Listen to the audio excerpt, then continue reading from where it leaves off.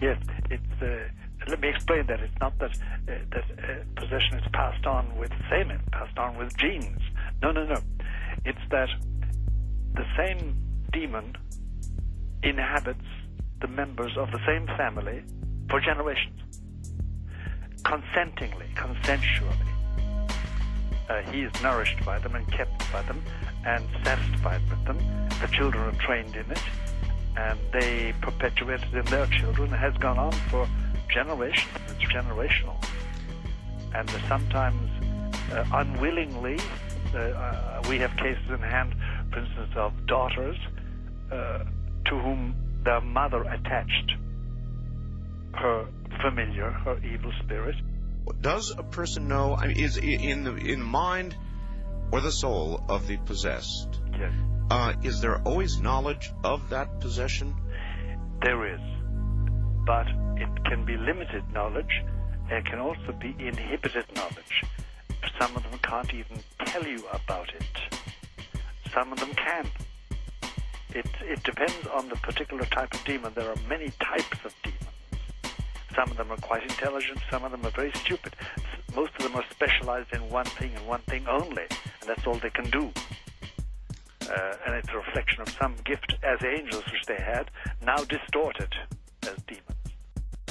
But the truth is this, the horrible truth is this, that if there is a demon in your life, and he dictates your behavior at least in one province of life, one area of life, he can only be expelled by direct confrontation, by somebody with authority to expel him.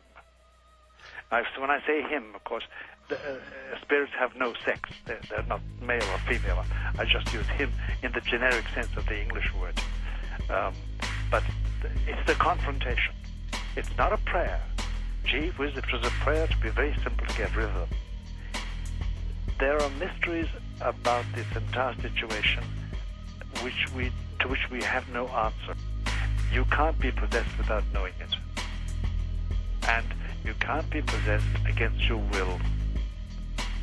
You may wish all day and all night for the devil to come and sign a pact with you, as it were, a Faustian principle, like Mephistopheles in the play of Goethe. But it can't happen without your knowing it, and without you willing it fully, finally fully, bit by bit by bit.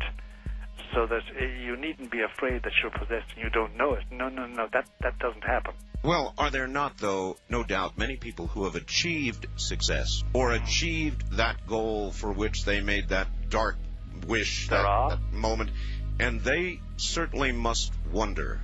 No, they know. They know. They know. They know. They know full well. And that's the darkest secret of their life.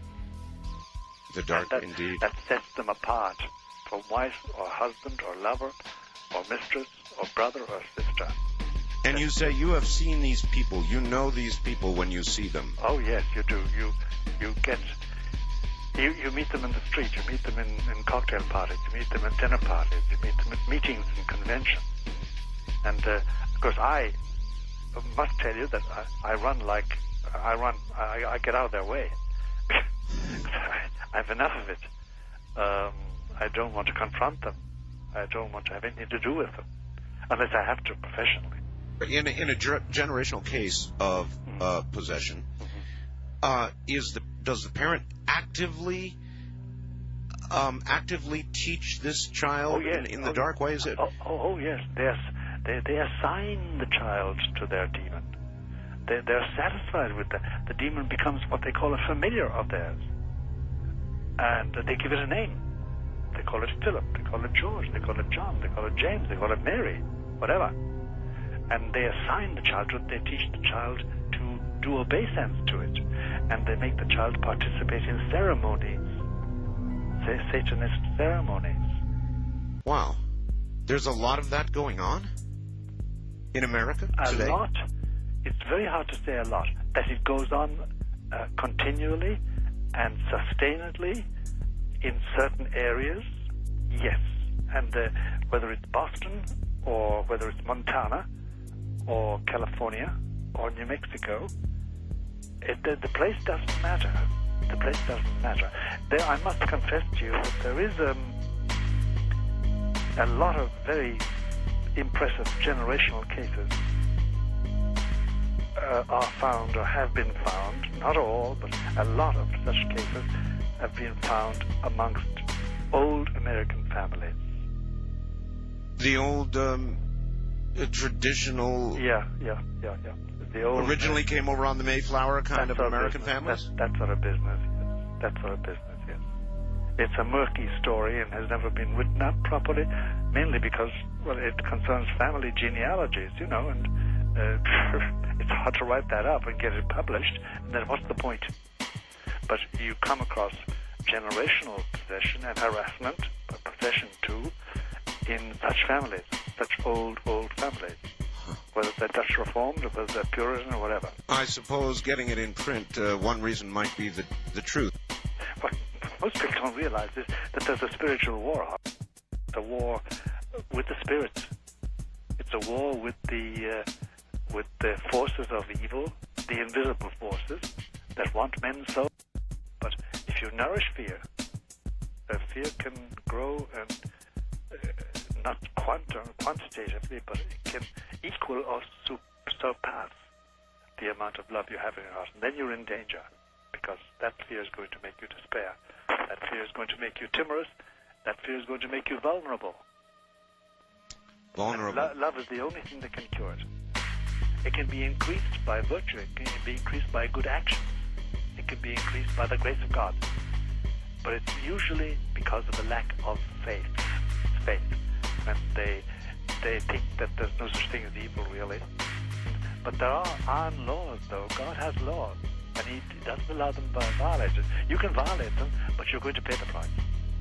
And one of the prices is that you slowly but surely edge towards that region of human existence where the demons are dominant. And they will satisfy you. They'll give you a good life. But you end up their prisoner. They're a prisoner. Because that's where I'm going. I want to be with the prince. Now I'm quoting a certain case to you. Then it chills your bones. Because you know you're up against somebody perfectly possessed who just is waiting to die and go home to his master. Malachi Martin, my guest, is an ex-Jesuit. Schools train people to be ignorant with style. They give you the equipment that you need to be a functional ignoramus. American schools do not equip you to deal with things like logic. They don't give you the criteria by which to judge between good and bad in any medium or format.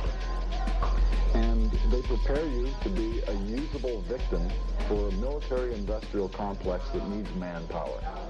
As long as you're just smart enough to do a job and just dumb enough to swallow what they feed you, you're going to be all right. But if you go beyond that, you're going to have these grave doubts that give you stomach problems, headaches, make you want to go out and do something else. So I believe that schools mechanically and very specifically try and breed out any hint of creative thought in the kids that are coming up. As a musical reporter, how do you feel about the, I'm scared to, about the music industry as a whole? Because, I mean, you have had a good time making a good living at the music industry. Well, let's talk about the music industry for a moment. Okay. The important word here is industry, not music. That's the key word.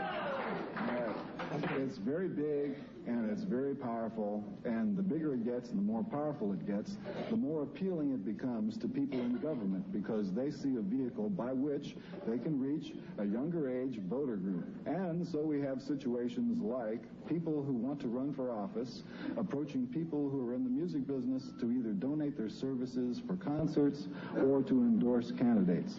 It started to happen during the last bunch of elections, and I'm sure it's going to happen a lot during the next bunch of elections. And every time you see a political figure in the presence of a person from the music business or from television or from the movies, you should smell a rat and get away from it. You mean because you think they've been paid off to support that person, or perhaps they have convictions in that area? There are very few times that I can imagine where convictions will play a part in it, and many times where there is pressure put on the artist, especially in terms of recording artists, where this joining of forces between the music people and the political people are to the advantage of both parties. But now you come back to that very word that Ren used, power. Can't be touched, can't be stopped, can't be moved, can't be rocked.